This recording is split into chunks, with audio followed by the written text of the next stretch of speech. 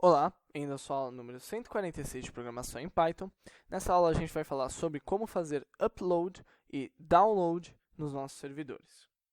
Ok, então vamos lá. Para começar, vamos novamente acessar o nosso site com as informações que a gente tem aqui. Vamos entrar, vamos acessar os nossos scripts CGI. Ok, então vamos primeiro acessar o script CGI 8.upload. Então, primeiro vamos abrir o arquivo CGI, upload, e vamos entender o que está aparecendo aqui.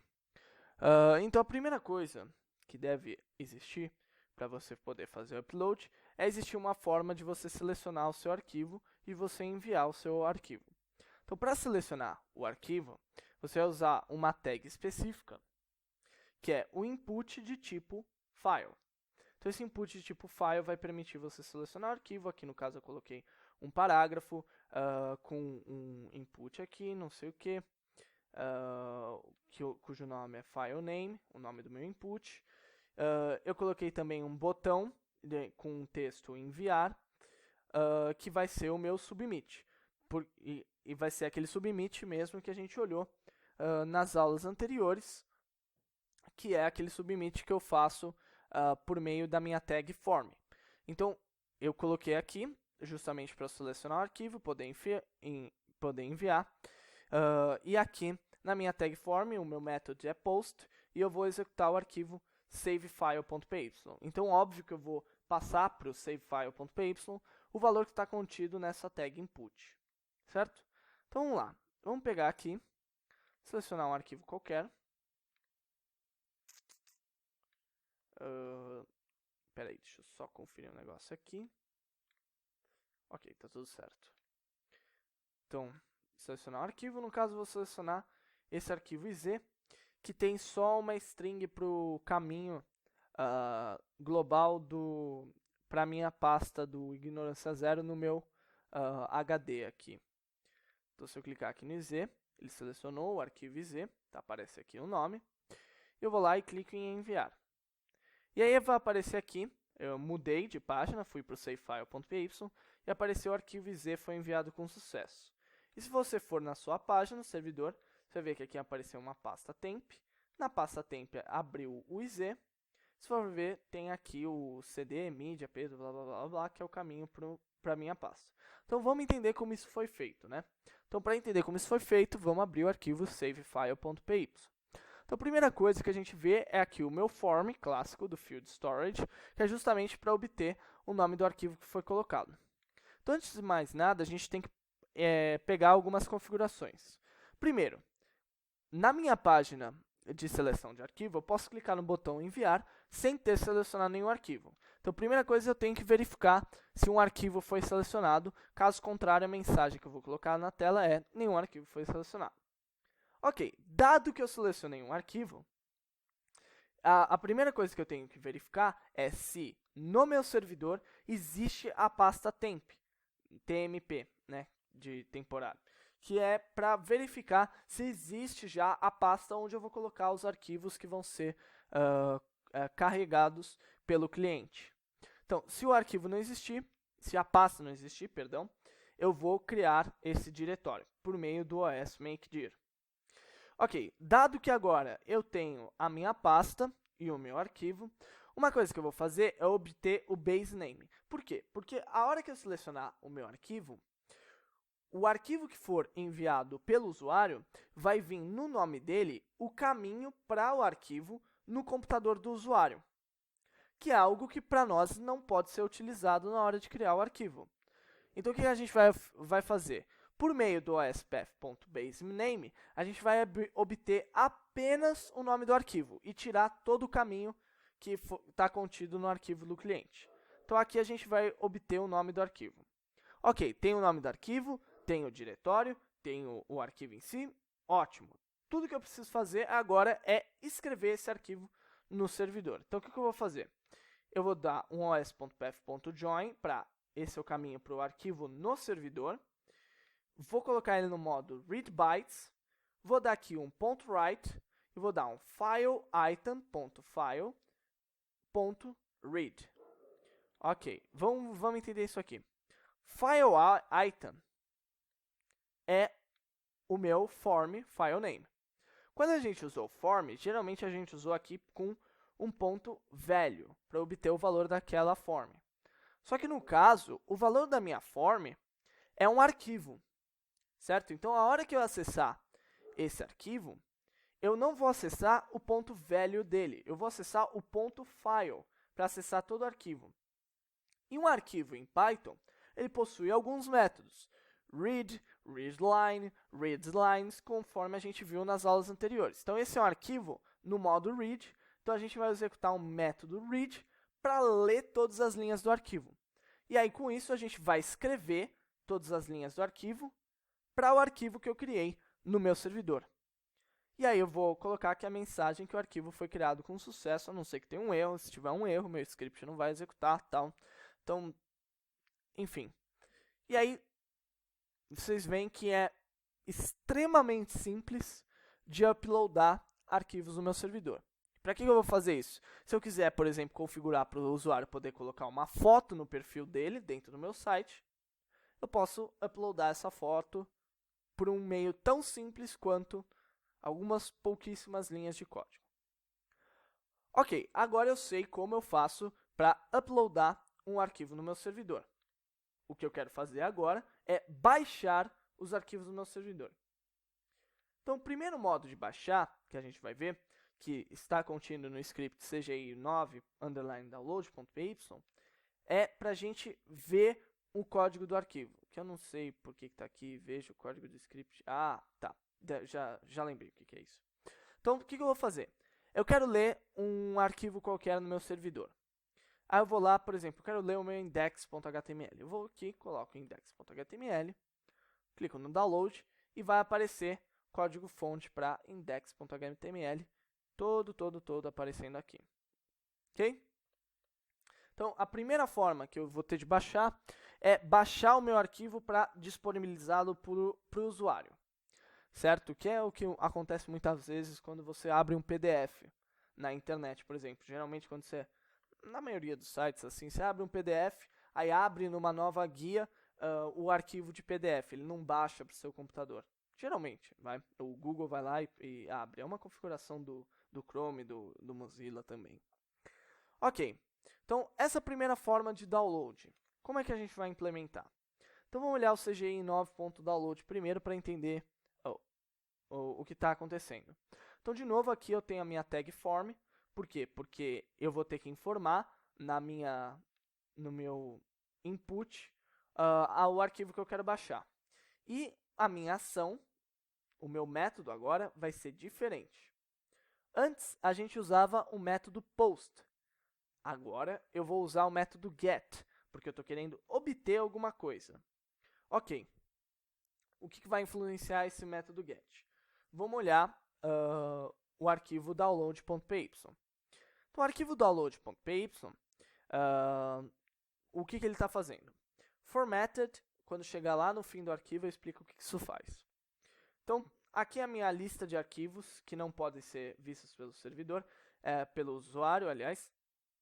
Ela foi simplesmente criada para implementar esse negócio de permissões. Por exemplo, se o usuário quiser acessar um arquivo que eu não quero que seja visível, ou se ele tentar baixar um arquivo que eu não quero que seja baixável, eu posso configurar quais arquivos eu considero como privados numa lista como essa aqui.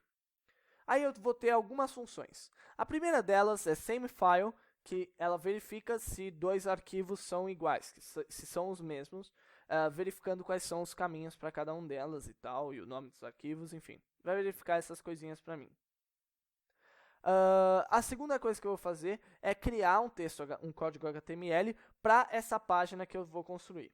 E essa página vai ser o código-fonte para algum arquivo que eu estou procurando. Ok.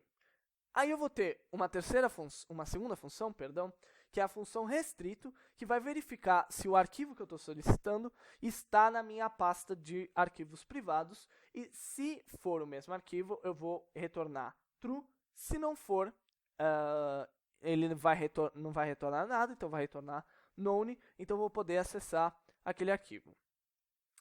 Então, arquivo que é acessável. A terceira função que eu vou utilizar é acha-arquivo. Então, nas aulas que a gente falou de ferramentas e sistema, eu falei do os.walk. E o que eu vou fazer? Ao invés de eu ter que passar, na hora do usuário escrever lá um download, ele ter que passar um nome específico, o caminho para o arquivo, aqui eu vou procurar no meu servidor o arquivo. Se o arquivo existir, o acha-arquivo vai devolver o caminho para aquele arquivo. Se não existir, ele vai devolver uma string arquivo não encontrado. Ok, então essas são as três funções que eu vou utilizar para realizar o download. A primeira coisa que eu vou fazer é verificar se um campo foi passado para o meu download.py. Então, no caso, agora que eu apareço aqui, aparece um ponto de interrogação, filename index.html. Então, estou passando aqui o index.html no filename. Ok, e se esse negócio existir, certo? Ele vai obter o nome do arquivo. Se não, ele vai definir o nome do arquivo como sendo o arquivo, este arquivo aqui, o download.py. Ok, peguei agora o arquivo que eu estou solicitando. O que eu vou fazer? Primeiro eu vou verificar se é um arquivo restrito. Se for um arquivo restrito, a mensagem que vai aparecer na tela é acesso não permitido. Se não for um arquivo restrito, eu vou verificar se esse arquivo realmente existe no meu servidor. Se o arquivo existir no meu servidor, eu vou pegar e abrir o arquivo e ler as informações do arquivo e vou imprimir essas informações para o usuário. Se o arquivo não existir, eu vou escrever um erro ao abrir arquivo. Ok, por fim, agora sim, vai entrar aquele formatted. O que é o formatted? Formatted, ele é um booleano que vai verificar se eu devo formatar assim ou não. Na verdade, ele vai verificar se eu devo fazer essa parte de baixo aqui. Essa chamada CGI.escape. O que é o escape?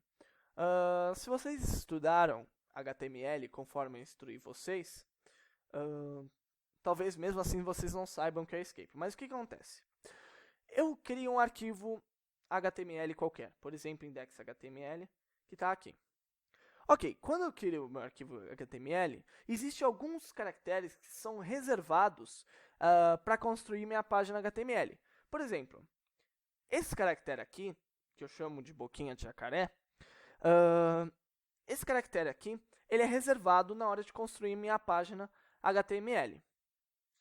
Ou seja, se eu pegar e quiser criar um texto no meio da minha página HTML que tenha especificamente esse caractere, eu vou ter um problema.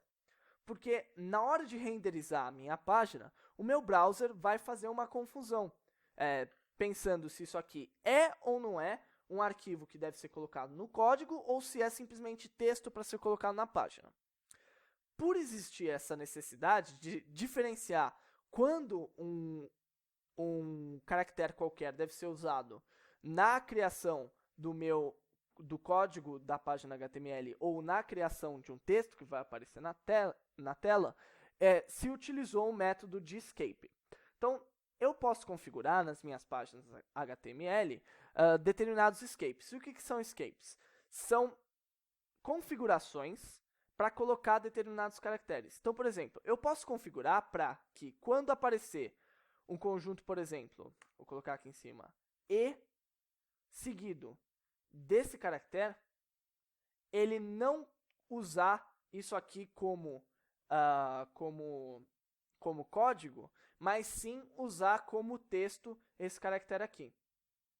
Então, esse tipo de verificação pode ser feita, certo? E aí eu vou conseguir imprimir páginas que tenham esses caracteres aqui no meio. Como é o caso de eu ter escrito todo o meu código do index.html sem necessariamente imprimir a página do index.html.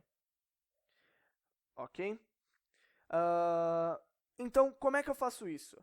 O CGI tem justamente uma função escape que vai verificar por alguns caracteres em especiais, que são esses caracteres aqui.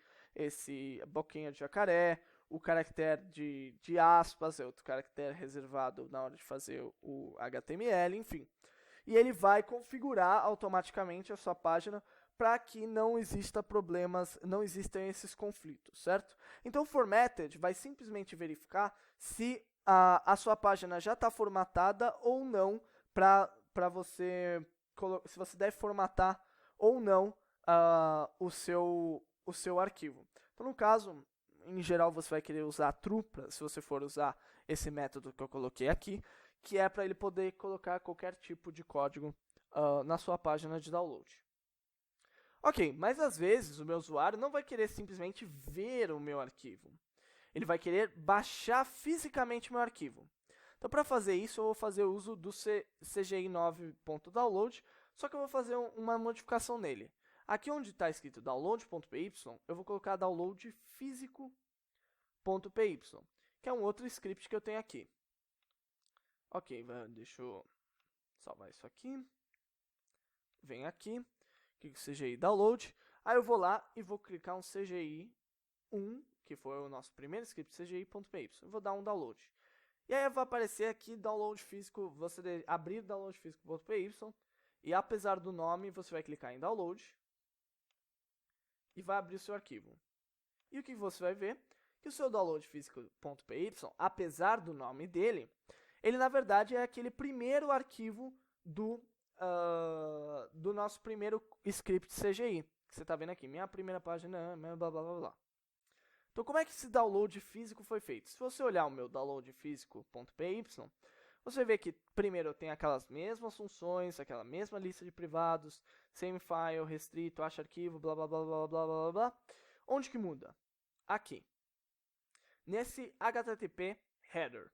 Então, o HTTP header, essas especificações aqui, esse content type application, text string name, blá blá blá, content disposition attachment file name, blá blá blá blá, é justamente essa configuração aqui, essas configurações especiais que vão permitir eu baixar o meu arquivo fisicamente. Então, eu coloquei esses dois códigos aqui, eu vou lá, abro o meu arquivo no modo read byte, leio todo o meu arquivo, imprimo o meu arquivo, fecho o meu arquivo e pronto, ele vai enviar o meu arquivo para o usuário. Então, dessa forma simples, eu consigo fazer o download físico dos meus arquivos.